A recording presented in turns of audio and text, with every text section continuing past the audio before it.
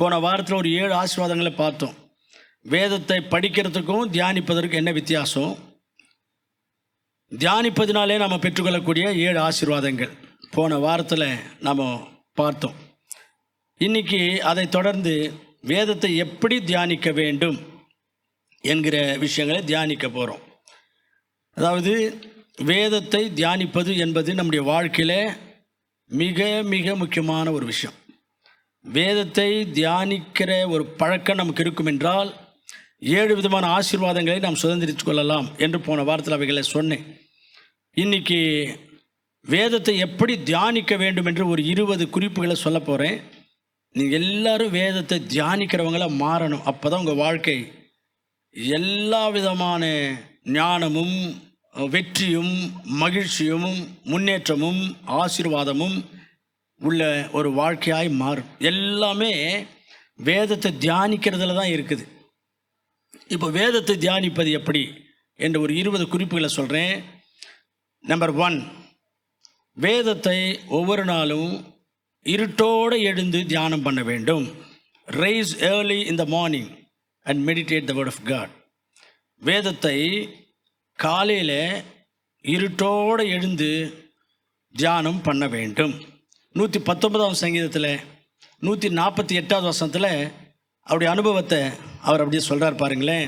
உம்முடைய வசனத்தை தியானிக்கும்படி குறித்த ஜாமங்களுக்கு முன்னே என் கண்கள் விழித்து கொள்ளும். அவர் காலையில் ஏஞ்சி இத்தனை மணிக்கு வசனத்தை தியானிக்கணும் அப்படின்னு நினச்சி படுப்பாராம். அதுக்கு முன்னமே ஏஞ்சி வசனத்தை தியானிக்க ஆரம்பிச்சிடுவாராம். இன்னும் புரியணுன்னாக்கா காலையில் ஒரு 5 மணிக்கெல்லாம் ஏஞ்சி வேதத்தை தியானிக்கணும் அப்படின்னு அவர் நினச்சி தூங்கிடுவார். 4:30 ஏஞ்சி வசனத்தை தியானிக்கிறது ஆரம்பிச்சிடுவாராம். அப்படி அவர் வசனத்தை இருட்டோடு எழுந்து தியானம் பண்ணதுனாலே அவருக்கு எத்தனை விதமான ஆசீர்வாதங்கள்னு சொல்லி நீங்கள் புரிஞ்சுக்கணுன்னா 119ஆம் சங்கீதம் மட்டுமே வாசித்தா போதும். வசனத்தை தியானித்ததுனாலே அவருக்கு கிடைச்ச பலவிதமான ஆசீர்வாதங்கள் அந்த 119ஆம் சங்கீதத்தில் அவர் குறிப்பிடுவார். ஆகவே வேதத்தை தியானிப்பதற்கு சரியான நேரம் எது என்றால் விடியற்காலம், ஏர்லி இன் த மார்னிங். அப்போது விடியற்காலமே நம்ம எழுந்து வேதத்தை தியானிக்கணும். அப்போ தான் நம்ம மைண்டும் ஃப்ரெஷ்ஷாக இருக்கும், சூழ்நிலையும் சைலண்ட்டாக இருக்கும்.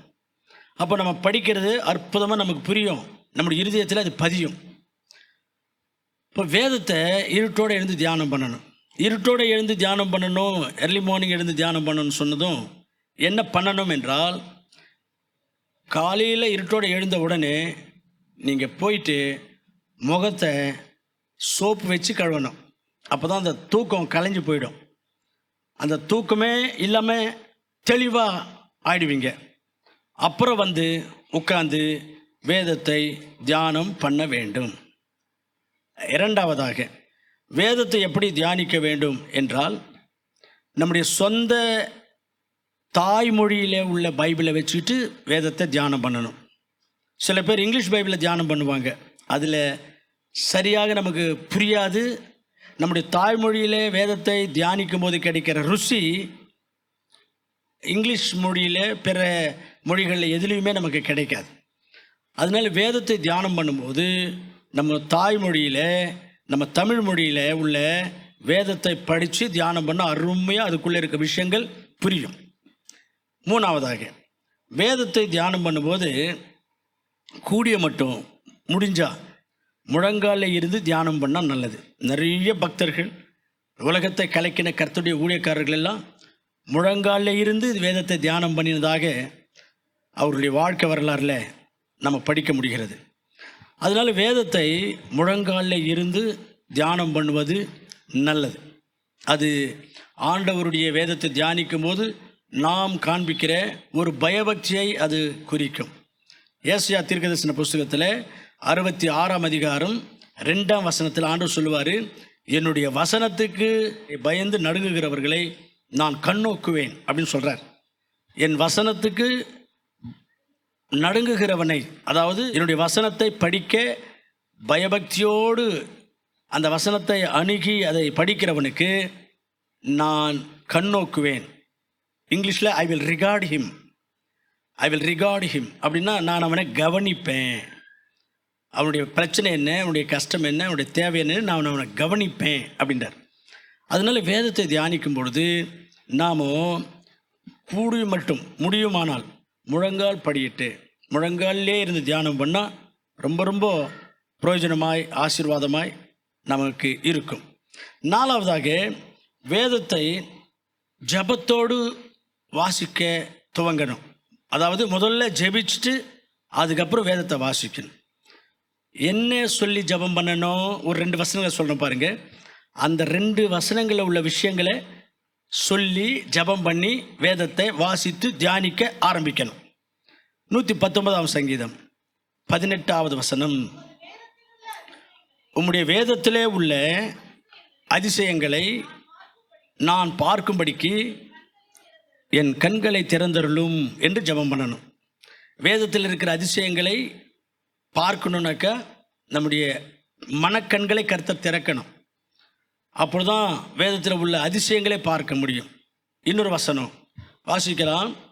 அதே சங்கீதத்திலேயே 33வது வசனம், கர்த்தாவே உம்முடைய பிரமாணங்களின் வழியை எனக்கு போதியும், முடிவு பரியந்தமும் நான் அதை காத்துக்கொள்வேன்.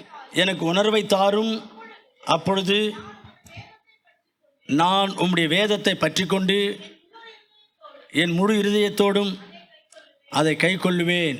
இந்த 2 வசனங்களின்படி ஜபம் பண்ணி அதுக்கப்புறம் வேதத்தை வாசிக்கிறதுக்கு ஸ்டார்ட் பண்ணணும். அதுக்கப்புறம் வாசித்ததை தியானம் பண்ணணும். இது 4வது விஷயம். 5வதாக, வேதத்தை தியானிப்பதற்கு குறைஞ்சபட்சம் 15லிருந்து 30 நிமிடங்கள் வரைக்கும் நாம் எடுத்துக்கொள்ளணும். ஒரு 5 நிமிஷத்தில் 2 நிமிஷத்தில் மறுபடியும் படிச்சுட்டு வச்சுட்டு போயிடக்கூடாது. அதை தியானம் பண்ணணும்.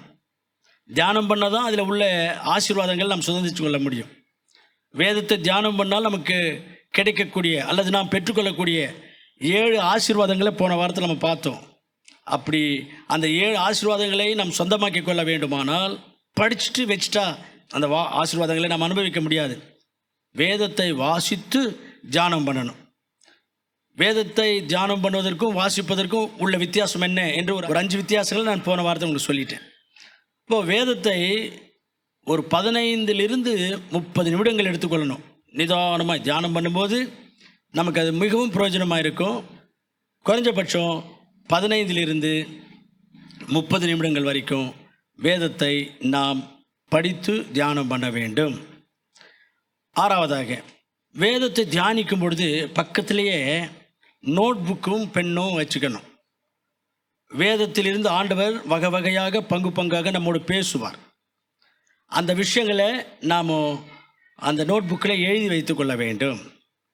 அந்த நோட் புக் பார்த்திங்கன்னா உங்களுடைய வாழ்நாளெல்லாம் உங்களுக்கு அது பிரயோஜனமாக இருக்கும். வாழ்நாளெல்லாம் அதில் உள்ள சத்தியங்கள் நீங்கள் கற்றுக்கொள்ள மட்டுமல்ல, கற்றுக் கொடுக்க உங்களுக்கு அது பயன்படும். அதனால் எப்பொழுதுமே வேதத்தை தியானிக்கும் போது பக்கத்துலேயே ஒரு நோட் புக்கு ஒன்றை மெயின்டைன் பண்ணிக்கணும்.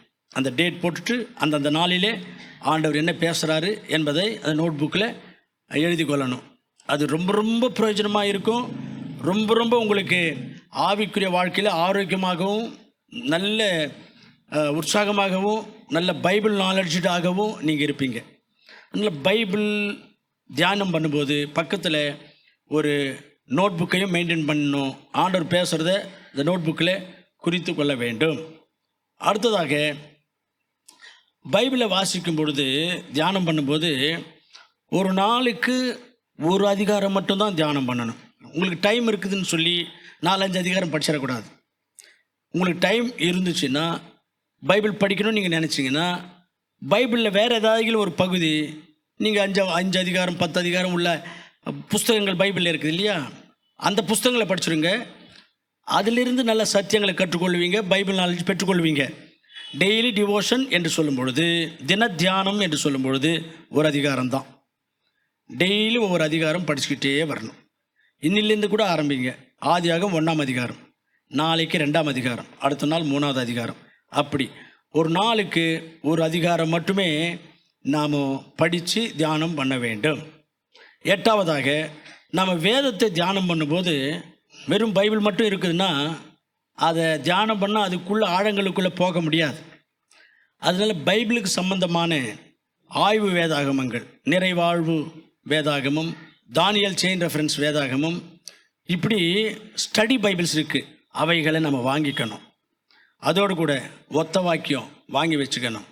அதோடு கூட பைபிள் விளக்க உரை, பைபிள் டிக்ஷனரி, அவைகளெல்லாம் வாங்கி வச்சுக்கணும். தேவையில்லாததுக்கெல்லாம் ஆயிரக்கணக்கான பணங்கள் நம்ம செலவு பண்ணுறோம். அதை விட இவைகளை வாங்கி வச்சுக்கணும்.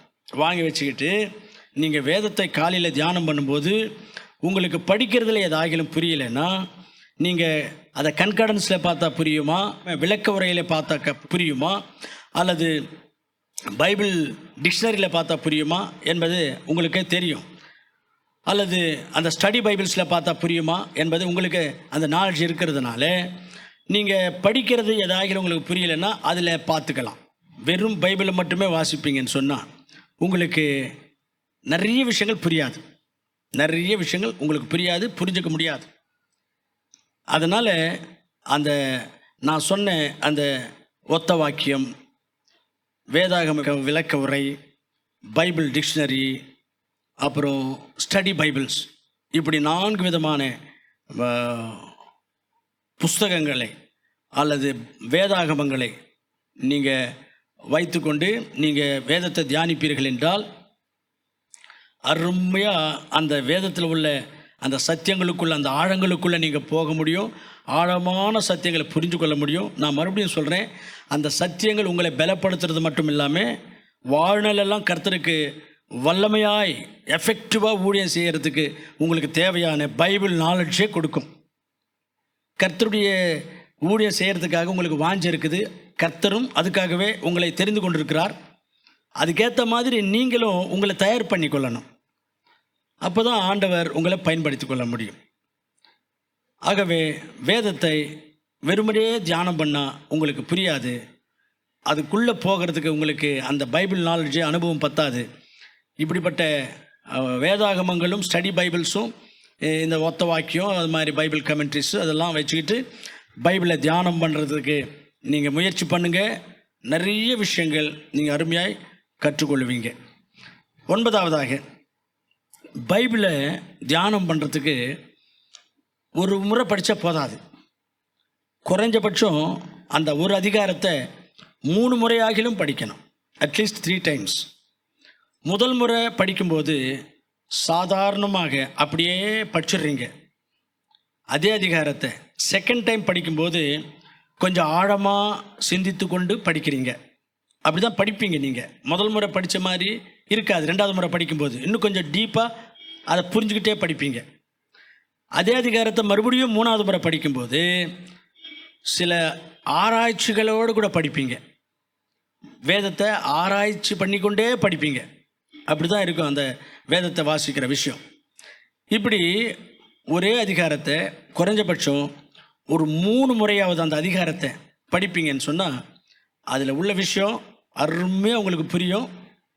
அதுக்கப்புறம் அதை இன்னும் டீப்பாக புரிஞ்சுக்கணுன்னா பக்கத்திலே ஒத்த வாக்கியம், பைபிள் விளக்க உரை, பைபிள் டிக்ஷனரி, ஸ்டடி பைபிள்ஸ் எல்லாம் இருக்கும். அவைகளுக்குள்ளே படிப்பீங்கன்னு சொன்னால் ஆழமான சத்தியங்களை, விதவிதமான சத்தியங்களை நீங்கள் புரிஞ்சுக்குவீங்க. அதுவே உங்களுக்கு பெரிய உற்சாகமாக இருக்கும், மகிழ்ச்சியாக இருக்கும். நல்ல பைபிள் நாலேஜாக இருப்பீங்க. நல்ல ஊழியம் செய்கிறதுக்கு உருவாயிடுவீங்க. ஆகவே இது 9வது குறிப்பு. 10வது குறிப்பு என்னவென்றால், ஒரு அதிகாரத்தை நீங்கள் படிக்கும்போது அந்த அதிகாரத்தை வகைப்படுத்தி படியுங்கள். வகைப்படுத்தி படியுங்கள். Divide the chapter and read. உதாரணத்துக்கு லூக்கா சுவிசேஷம் 15ஆம் அதிகாரத்தில் 1லிருந்து 7 வரையும் உள்ள வசனங்களில் என்ன இருக்குது? காணாமல் போன ஆடு பற்றி இருக்கும். 1லிருந்து 7 வரைக்கும். 8ஆம் வசனத்துலேருந்து 10ஆம் வசனம் வரைக்கும் காணாமல் போன வெள்ளி காசை குறித்து இருக்கும். அதுக்கப்புறம் 11ஆம் வசனத்துலேருந்து 32ஆம் வசனம் வரைக்கும் கேட்ட குமாரன். அப்போது அந்த லூக்கா சுவிசேஷம் 15ஆம் அதிகாரம் அப்படியே படிச்சுட்டு ஜெபம் பண்ணிட்டு வைக்கிறத விட எப்படி படிக்கணும்னா, அந்த அதிகாரத்தை நீங்களே வகுக்க வேண்டும், டிவைட் பண்ணணும். இந்த அதிகாரத்தில் முதல் 7 வசனங்களில் காணாமல் போன ஆட்டை பற்றி இருக்குது. அது அடுத்த 8ஆம் வசனத்துல 10ஆம் வசனம் வரைக்கும் காணாமல் போன வெள்ளிக்காசு குறித்து இருக்குது. 11ஆம் வசனத்துல 32ஆம் வசனம் வரைக்கும் கெட்ட குமாரனை குறித்து இருக்குது. அப்படின்னு நீங்களே அந்த அதிகாரத்தை தியானம் பண்ணிவிட்டு அதை நீங்கள் வகை பிரிக்கணும். இந்த வசனத்துலேருந்து இந்த வசனம் வரைக்கும் இந்த சம்பவம் இருக்குது, அதுக்கப்புறம் இந்த வசனத்துலேருந்து இந்த வசனம் வரைக்கும் இந்த சம்பவம் இருக்குது அப்படின்ட்டு அந்த சம்பவங்களை நீங்கள் வகை பிரித்து புரிஞ்சுக்கணும். அங்கேயே அதனுடைய ஹெட்டிங் அந்த சைடில் நீங்கள் எழுதணும். கெட்ட குமாரன் குறித்து, காணாமல் போன வெள்ளிக்காசு குறித்து, காணாமல் போன ஆட்டை குறித்து அப்படின்ட்டு அந்த வகையை பிரித்து அதுங்களுக்கு டைட்டில்ஸ் வச்சுருவீங்கன்னு சொன்னால் அந்த பைபிளில் உங்களுக்கு அருமையாக புரியும். இந்த காணாமல் போன வெள்ளிக்காசு குறித்து பைபிளில் எந்த புஸ்தகத்தில் இருக்குது அப்படின்னு சொன்னால் உடனே என்ன சொல்லுவீங்க? லூக்கா 15 சொல்லிடுவீங்க. ஏன்னு சொன்னால் அந்த அளவுக்கு அதை டீப்பாக படித்து தியானம் பண்ணியிருக்கிறீங்க. இதுக்கு சம்மந்தமான வசனங்கள், அதாவது இதே போல் காணாமல் போன ஆட்டை குறித்து மார்க் சுவிசேஷத்தில் லூக்கா சுவிசேஷத்தில் இருக்கும் என்றால் அந்த ரெஃபரன்ஸு இங்கே எழுதிக்கணும், இந்த பேஜில் எழுதிக்கணும். இதே சம்பவம் அங்கே இருக்கிறது என்ற ஒரு குறிப்பு அது. அதை மாதிரி பைபிளில் அதிகாரங்களை வகை பிரித்து அவைகளுக்கு டைட்டில்ஸ் கொடுத்து பெயர் கொடுத்து நாம் தியானம் பண்ணி படிப்போம் என்று சொன்னால் வேதத்தை நம்ம மைண்டில் அப்படியே ரெக்கார்ட் ஆகிடும். அப்போ நல்ல ஆண்டுடைய வேதத்தை நம்ம புரிஞ்சுக்கிட்டு அருமையாக கர்த்தருக்கு ஊழியம் செய்யலாம். 11ஆவது குறிப்பு, காலையில் எழுந்து பைபிளை தியானம் பண்ணும்போது அந்த குறிப்பிட்ட நாளிலே நீங்கள் படிக்கிற அந்த அதிகாரத்தில் ஒரே வார்த்தை மறுபடியும் வருதுன்னு சொன்னால் அந்த சாப்டருக்கு நீங்கள் பேர் வச்சிடணும். உதாரணத்துக்கு 1 கொரிந்தியர் 13ஆம் அதிகாரத்துக்கு என்ன பேர் வைக்கலாம்? அன்பை குறித்து அந்த அதிகாரம் ஃபுல்லாகவே அன்பை குறித்து இருக்கும். எல்லா அதிகாரங்களும் அது மாதிரி இருக்காது, சில அதிகாரங்கள் இது மாதிரி இருக்கும். அந்த சாப்டர் ஃபுல்லாகவே, அந்த அதிகாரம் ஃபுல்லாகவே ஒரே விஷயத்த சொல்லும். 136ஆம் சங்கீதம் ஃபுல்லாக படிப்பீங்கன்னு சொன்னால் ஆண்டவருடைய கிருபையை குறித்து இருக்கும். அதே போல் பைபிளில் எபிரேயர் 11ஆம் அதிகாரம் படிப்போமானால் விசுவாசத்தை குறித்து இருக்கும், விசுவாசத்தை குறித்து. அது மாதிரி நீங்கள் பைபிளை தியானிக்கும்போது சில அதிகாரங்கள் இது மாதிரி வரும். அந்த அதிகாரங்களுக்கு நீங்கள் அன்பை குறித்து சொல்லும் அதிகாரம் அப்படின்னு மேலே எழுதி வச்சுக்கணும். கிருபையை சொல்லும் அதிகாரம் அல்லது விசுவாசத்தை சொல்லும் அதிகாரம் அப்படின்ட்டு அந்த அதிகாரங்களுக்கு பெயர் வச்சுக்கலாம். அதே போல் 23ஆம் சங்கீதம் மெய்ப்பனை குறித்த அதிகாரம். புரியுதுங்களா? இதை மாதிரி வேதத்தை மடமடன் படிச்சுட்டு அங்கே வச்சுட்டு போகக்கூடாது. ஆராய்ந்து படிக்கணும், புரிஞ்சுக்கிட்டு படிக்கணும், வகைப்படுத்தி படிக்கணும். அதுக்கு சம்மந்தமான ரெஃபரன்ஸ் வேறு எங்கே இருக்குதுன்னு அதை தேடி படிக்கணும். நீங்கள் படிச்சுட்டு அந்த அதிகாரங்களுக்கு பேர் வைக்கணும். இப்படி தான் வேதத்தை தியானம் பண்ணணும். இப்படியெல்லாம் தியானம் பண்ணால் தான் வேதம் நம்முடைய மனசுக்குள்ளே தங்கி இருக்கும். 30, 60, 100ன்னு அது கனி கொடுக்கும். ஆகவே வேதத்தை நாம் படிக்கும் பொழுது அந்தந்த ஒரு சில அதிகாரங்களில் அந்த ஃபுல் அதிகாரமே ஒரே விஷயத்த சொல்லும். அந்த அதிகாரத்துக்கு பேர் சூட்ட வேண்டியது தான். இது 11ஆவது விஷயம். கரெக்டாக? 11ஆவது பாயிண்ட் தானே. 12ஆவது பாயிண்ட், வேதத்தை நாம் தியானிக்கும்போது அன்றைக்கு நீங்கள் தியானம் பண்ணுற அதிகாரத்தில் யாரெல்லாம் முக்கியமான நபர்கள் அப்படின்னு அவங்க பேரை கொஞ்சம் அண்டர்லைன் பண்ணிகிட்டே படிப்பீர்களானால் உங்கள் மைண்டுக்குள்ளே அப்படியே அவங்க நின்றுடும். நிறைய பைபிள் நாலேஜ் உங்களுக்கு கிடைக்கும். நிறைய சத்தியங்கள் நீங்கள் அங்கே கற்றுக்கொள்வீங்க. நீங்கள் படிக்கிற அந்த அதிகாரத்தில் முக்கியமான நபர்கள் யார் யார் அவங்க பேரை கொஞ்சம் அண்டர்லைன் பண்ணிக்கிட்டே படிக்கணும், தியானம் பண்ணணும். அது அப்படியே உங்களுக்கு மனப்பாடம் ஆகிடும். உங்களுக்கு நல்ல பைபிள் நாலேஜ் கிடைக்கும். இது 12ஆவது குறிப்பு. 13ஆவது குறிப்பு, பைபிளை நாம் எப்படி தியானம் பண்ணணும் என்றால், நம்ம பைபிளில் தியானம் பண்ணும்போது சில காரியங்களை ஆண்டவர் கை கொள்ளும்படி நம்ம அழுத்தம் திருத்தமாக பேசுவார். இதை நீ கை கொள்ளணும், இதன்படி நீ நட அப்படின்னு ரொம்ப அழுத்தம் திருத்தமாக நம்மோட ஆண்டவர் பேசுவார். அப்படிப்பட்ட வார்த்தைகளை குறித்து கொண்டு ஆண்டவர் இந்த விஷயத்தில் என்னை கீழ்ப்படிய சொல்கிறாரு, இதை மாதிரி நடக்க சொல்கிறாரு, இதை செய்ய சொல்கிறாரு, இதை செய்ய வேண்டாம்னு சொல்கிறாரு, இனிமே நான் அப்படி நடந்து கொள்ளணும் அப்படின்னு தீர்மானம் எடுத்து அதை நீங்கள் அண்டர்லைன் பண்ணிக்கணும். ஆண்டவர் என்னோடு பேசினார், ஆண்டவர் எனக்கு என்னோடு பேசி இந்த வசனத்தின்படி நடக்க சொன்னார் அப்படின்னு நாங்கள் எழுதிக்கணும். நீங்கள் சில சூழ்நிலைகள் ஆண்டவர் நோக்கி பாரமாக ஜெபம் பண்ணும்போது அன்றைக்கி என்ன ஆண்டவர் பேசுவாரோ அதை அந்த இடத்துலையே எழுதிடுவேன். அதை மாதிரி பைபிளில் நாம் எழுதி கொள்ள வேண்டும். ஆண்டவர் பேசுகிற ஆழமாய் பேசுகிற விஷயங்களை பைபிள்லேயே எழுதிக்கணும். டேட் போட்டு எழுதிக்கணும். ரைட். அப்புறம் வேதத்தை தியானிக்கும்போது வெறுமனே அப்படியே படிச்சுட்டு போயிடக்கூடாது. சில கேள்விகளோடு படிக்கணும். ஒரு 5 கேள்விகளை சொல்கிறேன் பாருங்களேன். என்னென்ன கேள்விகளை நம்முடைய சிந்தனை வைத்துக்கொண்டு வேதத்தை தியானிக்கணும் என்றால், நம்பர் 1, நீங்கள் எந்த அதிகாரம் படிக்கிறீங்களோ அந்த அதிகாரத்தை எழுதியது யார்? 1. 2வது, யாருக்காக எழுதினார்? 3வது, ஏன் எழுதினார்? எதற்காக அல்லது எந்த சூழ்நிலையில் எழுதினார்? 4வது, எப்பொழுது எழுதினார்? எப்பொழுது எழுதப்பட்டது? அந்த அதிகாரத்தை எப்பொழுது எழுதினார்? பவுலடியார் ஜெயிலில் இருந்தப்போ எழுதினார் சில நிருபங்களை, இப்போது சிறைச்சாலையில் இருக்கிறப்போ எழுதினார் அப்படின்னு நம்ம அங்கே புரிஞ்சுக்கணும். 5வது கேள்வி, எங்கே இருந்து எழுதினார்? அதெல்லாம் சிந்தனை வச்சுக்கிட்டு வேதத்தை நிதானமாக தியானம் பண்ணும்போது அதனால் நம்ம பைபிளை நல்லா புரிஞ்சுக்குவோம். அதிகாரங்களையும் சூழ்நிலைகளையும் சம்பவங்களையும் அதில் உள்ள சத்தியங்களையும் அழகாக புரிஞ்சுக்குவோம். கேஷுவலாக பைபிளை படித்தா பைபிள் நாலேஜில் நம்ம வளர முடியாது, அதுக்குள்ளே இருக்கிற சத்தியங்களை கற்றுக்கொள்ள முடியாது. இதை போல் சில கேள்விகள் சிந்தனை வைத்துக்கொண்டு நிதானமாக தியானம் பண்ணினால் நிறைய விஷயங்களை நம்ம கற்றுக்கொள்ளலாம். அடுத்ததாக வேதத்தை எப்படி நாம் தியானிக்க வேண்டும் என்றால், ஒரு புரியாத ஒரு வசனம் இருக்கும் என்றால், நீங்கள் தியானம் பண்ணிகிட்டே வர்றீங்க, ஏதோ ஒரு குறிப்பிட்ட ஒரு வசனம் புரியல உங்களுக்கு, அப்படி என்றால் அதை எப்படி நீங்கள் புரிஞ்சுக்கணும் என்று பார்க்கும் பொழுது, அந்த வசனத்துக்கு மேலே ஒரு சில வசனங்களையும் அந்த வசனத்துக்கு கீழே ஒரு சில வசனங்களையும் நீங்கள் படிப்பீங்கன்னு சொன்னால் அந்த விஷயம் உங்களுக்கு புரிஞ்சிடும். ஒரு வசனத்தை படிக்கிறீங்க, அது உங்களுக்கு புரியலை, அப்போ அதை புரியணுன்னா மேலே ஒரு சில வசனங்களும் அந்த வசனத்துக்கு கீழே ஒரு சில வசனங்களையும் வாசிக்கணும். வாசிச்சுட்டாக்கா உங்களுக்கு அந்த சம்பவம், அந்த கான்டெக்ஸ்ட்னு வாங்க, அந்த சந்தர்ப்பம் உங்களுக்கு புரியும். அப்போது அங்கே உள்ள விஷயமும் சத்தியமும் நீங்கள் புரிஞ்சுக்குவீங்க. அப்படி தான் பைபிளை படிக்கணும். 16வதாக 16, புரியாத வசனங்களுக்கு அதுக்கு சம்பந்தப்பட்ட இன்னொரு வசனம் பைபிள்லேயே இன்னொரு இடத்துல இருக்கும். அதை நம்ம தேடி கண்டுபிடிச்சி அங்கே படிப்போமானால் இது புரியும். அதை தேடி கண்டுபிடிக்கிறதுக்கு நமக்கு ஒத்த வாக்கியம் தேவைப்படும். ஆய்வு பைபிள்ஸ்னு சொன்னல, ஸ்டடி பைபிள்ஸ், அவைகளுக்குள்ளே போனால் இதே வசனம், இதே சந்தர்ப்பம், இதே விஷயம் பைபிளில் இன்னொரு இடத்துல எங்கே இருக்குது என்பதை நம்ம கண்டுபிடிச்சிடலாம்.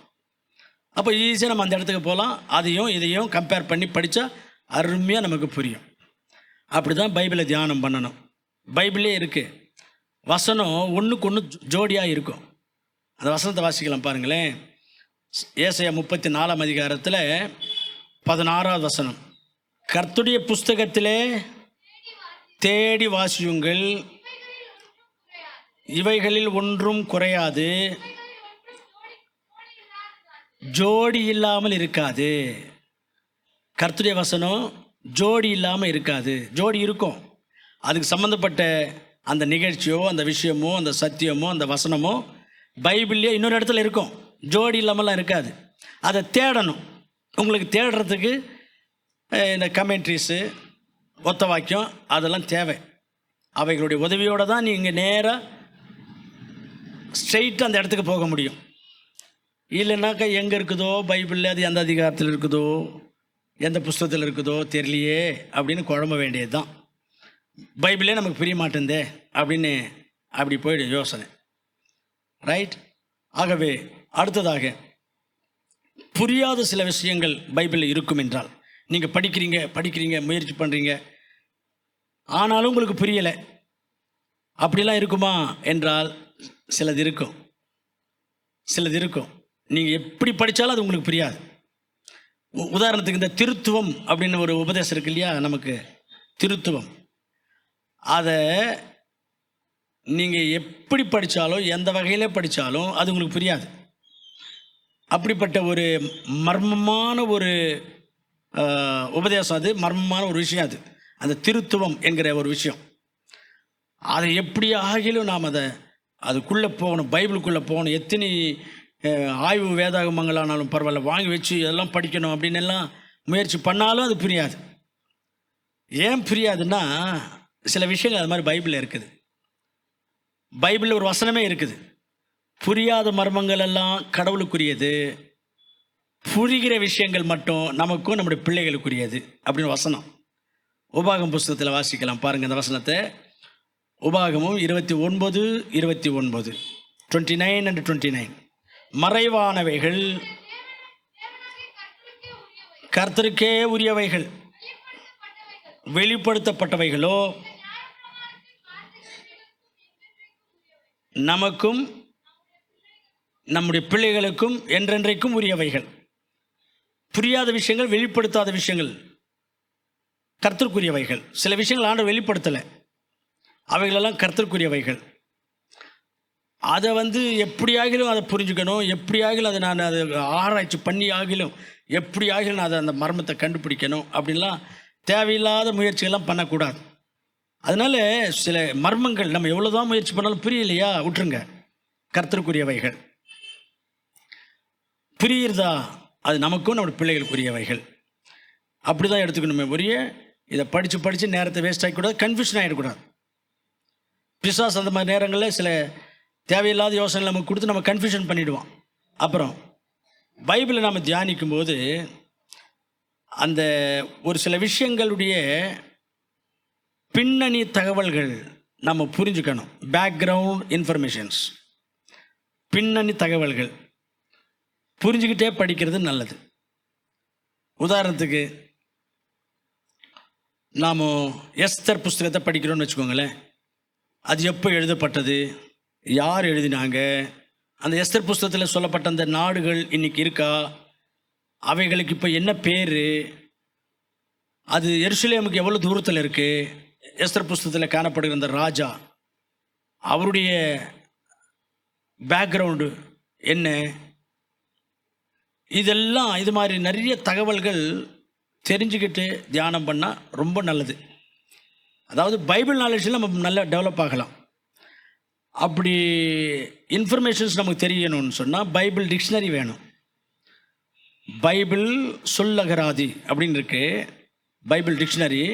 அதில் இருக்குங்க, எல்லா இன்ஃபர்மேஷன்ஸும் அதில் இருக்கும். அப்போது இது மாதிரி நமக்கு தகவல்கள்லாம் எங்கே தெரியும்னா பைபிள் டிக்ஷனரியில் தெரியும். அதில் தான் சொன்னேன், வேதத்தை தியானிக்கும்போது பைபிள் டிக்ஷனரி, ஒத்த வாக்கியம், வேதாகம விளக்க உரை, கமெண்ட்ரி, பைபிள் கமெண்ட்ரி, இதெல்லாம் வச்சுக்கிட்டு வேதத்தை தியானம் பண்ணால் எப்படி இருக்குன்னாக்கா, சங்கீதம் 63:5 நினத்தையும் கொழுப்பையும் உண்டது போல திருப்தி ஆகும். அப்போது இந்த மாதிரியான ஆராய்ச்சி புஸ்தகங்கள், ஆய்வு வேதாகமங்கள் எல்லாம் வச்சுக்கிட்டு நீங்கள் பைபிளை தியானம் பண்ணி அதனுடைய ஆழங்களுக்குள்ளே போவீங்கன்னு சொன்னால் நினத்தையும் கொழுப்பையும் சாப்பிடுகிற மாதிரி அவ்வளோ டேஸ்ட்டாக, அவ்வளோ ஆரோக்கியமாக இருக்கும். அதனால் பைபிளை தியானம் பண்ணுறது வெறுமனே பைபிள் அங்கே வச்சு மடமடன்னு வச்சுட்டு போனாங்க ஒரு பிரயோஜனம் இருக்காது. தியானம் பண்ணணும். இது மாதிரி தான் ஸ்டெப் பை ஸ்டெப்பாக இதை மாதிரி நான் சொன்ன ஒவ்வொன்றும் கை கொண்டு தியானம் பண்ணணும். 19வது குறிப்பு, வேதத்தை தியானம் பண்ணும்போது நிதானமாக கவனித்து வாசிக்க வேண்டும் அல்லது தியானிக்க வேண்டும். நிதானமாக கவனித்து படிக்கணும் அல்லது கவனித்து தியானம் பண்ணணும். ஏன் என்று சொன்னால், நாம் அப்படி தியானம் பண்ணும்போது நாம் தியானம் பண்ணின அந்த குறிப்பிட்ட அதிகாரத்திலிருந்து ஒரு 5 விஷயங்களை நம்ம கவனிக்கலாம். 5 விஷயங்கள். முதலாவது, ஆண்டவர் நான் தியானம் பண்ணின இந்த அதிகாரத்திலிருந்து ஏதாகிலும் என்னை எச்சரிக்கிறாரோ, அங்கே நமக்கு தெரியும். அப்போ ஆண்டவர் வார்ன் பண்ணுறாருன்னு சொன்னால் உடனே நம்ம திருத்திக்கலாம். ஒன்று. அப்புறம் வேதத்தை அப்படியாக நிதானமாக ஆராய்ந்து தியானம் பண்ணும்போது ஆண்டவர் நமக்கு என்ன வாக்குத்தத்தம் தந்திருக்கிறாரு என்பதை நம்ம அங்கே கண்டுபிடிக்கலாம். அதாவது ஏதோ ஒரு விஷயத்தில் குழப்பத்தில் இருப்போம், பிரச்சனையில் இருப்போம். அந்த நேரத்தில் நிதானமாக நம்ம தியானம் பண்ணும்போது அங்கே ஒரு வாக்குத்தத்தத்தை ஆண்டவர் நமக்கு கொடுப்பார். அந்த சூழ்நிலைக்கு, அந்த சிச்சுவேஷனுக்கு ஏற்ற மாதிரி ஒரு வாக்குத்தத்தத்தை ஆண்டவர் நமக்கு கொடுத்து நம்ம தைரியப்படுத்துவார் தியானத்தில். அப்புறம் நிதானமாக நாம் வாசிக்கும் பொழுது அல்லது தியானிக்கும்போது ஆண்டவருடைய சித்தம் நமக்கு வெளிப்படும். ஆண்டவருடைய சித்தம், நாம் என்ன செய்யணும் என்ன செய்யக்கூடாது என்கிற ஆண்டவருடைய சித்தம் நமக்கு வெளிப்படும். ஆண்டவர் இயேசு கிறிஸ்து சொல்கிறார் மத்தேயு 7:21, பிதாவே பிதாவேன்னு ஜெபம் பண்ணிட்டா பரலோகத்துக்கு வந்துட முடியாது. அந்த பரலோகத்தில் இருக்கிற பிதாவுடைய சித்தம் செஞ்சால் தான் பரலோகத்துக்கு நீங்கள் வர முடியும்னு சொன்னார். அப்போ நம்ம எது செய்யணுன்னாலும் ஆண்டோடைய சித்தத்தை கேட்டுக்கிட்டு முக்கியமான விஷயங்களில் முடிவெடுக்கணும். அப்போ ஆண்டோடைய சித்தத்தை நம்ம தெரிஞ்சுக்கணும், கண்டுபிடிக்கணும்னு சொன்னால் வேத வசனம் தான். வேத வசனத்தை நாம் தியானம் பண்ணும்போது அதிலிருந்து ஆண்டு நமக்கு தம்முடைய சித்தத்தை வெளிப்படுத்துவார். இது செய்யின்னு சொல்லுவார், இது வேண்டான்னு சொல்லுவார். ஆண்டோடைய சித்தை நம்ம பெற்றுக்கொள்வோம், ஆண்டோடைய சித்தத்தின்படி நாம் நடப்போம். நாலாவதாக, நிதானமாக வேதத்தை நம்ம தியானித்து வாசிக்கும் பொழுது ஆண்டவருடைய ஆவிக்குரிய ஆகாரத்தை நாம் புசிக்கிறவர்களாக இருப்போம். ஸ்பீடாக படிச்சுட்டா ஆவிக்குரிய ஆகாரம் ஒன்றும் இருக்காது. நிதானமாக படித்தாதான் அந்த அதிகாரத்திலிருந்து நாம் கற்றுக்கொள்கிறோமே சத்தியங்கள், அந்த சத்தியங்கள் தான் நமக்கு ஆவிக்குரிய ஆகாரம். அந்த சத்தியங்கள் தான் நம்ம பலப்படுத்தும், அந்த சத்தியங்கள் தான் நம்ம வழி நடத்தும், அந்த சத்தியங்கள் தான் நமக்கு ஆவிக்குரிய ஆகாரம். இப்போ நிதானமாக அதை தியானம் பண்ணால் தான் அந்த சத்தியங்களை நம்ம கற்றுக்கொள்ள முடியும். அது நமக்கு ஒரு ஆவிக்குரிய ஆகாரமாக இருந்து நம்மை பலப்படுத்தி வழி நடத்தும். ஐந்தாவதாக, அந்த வேதவசனம் மூலமாய் நம்மை ஆறுதல் படுத்துவார், நம்மை தேற்றுவார், நம்மை தைரியப்படுத்துவார். உலகத்தில் நம்முடைய வாழ்க்கை போராட்டம் நிறைந்த வாழ்க்கை. இதில் நமக்கு ஆறுதல், தேறுதல், தைரியம் ரொம்ப முக்கியம். வேதத்தை ஒவ்வொரு நாளும் காலையில் தியானம் பண்ணும்போது அதிலிருந்து ஆண்டவர் நம்மை ஆறுதல் படுத்துவார், தைரியப்படுத்துவார். இப்படியாக வேதத்தை நிதானமாக வாசித்தால், தியானித்தால் இப்படிப்பட்ட காரியங்களெல்லாம் நாம் புரிந்து கொள்வோம். அதை நம்முடைய வாழ்க்கைக்கு அப்ளை பண்ணிக்கொண்டு ஒரு நல்ல, ஒரு ஆரோக்கியமான, அற்புதமான ஒரு கர்த்தர் பிள்ளையாய் நாம் முன்னேற முடியும். கடைசியாக, வேத தியானம் முடிஞ்ச பிறகு ஜபத்தோடு அந்த வேத தியானத்தை முடிக்கணும். இந்த ஜபத்தில் ஆண்டவர் நம்மோடு பேசினதுக்காக ஆண்டவருக்கு நன்றி சொல்லணும்.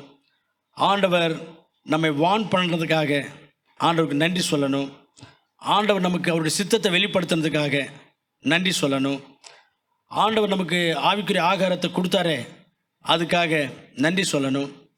ஆண்டவர் நமக்கு கொடுத்த பைபிள் நாலேஜுக்காக, ஆறுதலுக்காக, நடத்துதலுக்காக நன்றி சொல்லணும். ஆண்டவரே, படித்த இந்த அதிகாரத்திலிருந்து இதெல்லாம் நீங்கள் எனக்கு கொடுத்து இவ்வளவு பயன் பெற்றிருக்கிறேன், இவ்வளவு நன்மை பெற்றிருக்கிறேன், இவ்வளவு ஆசீர்வாதம் இந்த அதிகாரத்திலிருந்து நான் பெற்றிருக்கிறேன். இதை தியானிக்கிறப்போ உம்முடைய ஆவியானவர் மூலமாய் எனக்கு இப்படியாக நீர் உதவி செய்ததுக்காக என்னுடைய உள்ளத்தின் ஆனந்த நான் துதிக்கிறேன், ஸ்தோத்திரிக்கிறேன் ஆண்டவரே அப்படின்னு ஆண்டவரை துதித்து ஸ்தோத்திரித்து எதை செய்ய சொன்னாரோ அதன்படி இனிமேல் நடந்து கொள்வேன் ஆண்டவரே என்று ஆண்டவர்கிட்ட சொல்லணும்.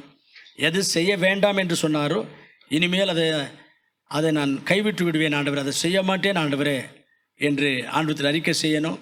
இப்படி அறிக்கைகளை செய்து தீர்மானங்களை ஆண்டவரிடத்தில் சொல்லி ஆண்டவரை துதித்து மகிழ்ச்சியோடு அந்த நாளின் வேத தியானத்தை முடிக்க வேண்டும். அப்படி நாம் பண்ணுவோமானால் ஒவ்வொரு நாளும் பைபிளில் இருக்கிற ஆவிக்குரிய ஆகாரம், பல வகையான ஆசீர்வாதங்கள் நாம் சுதந்திரித்து கொள்வோம். கர்த்தர் உங்களுக்கு அப்படிப்பட்ட ஒரு பாக்கியத்தையும் ஸ்லாக்கியத்தையும் அருளி செய்வாராக.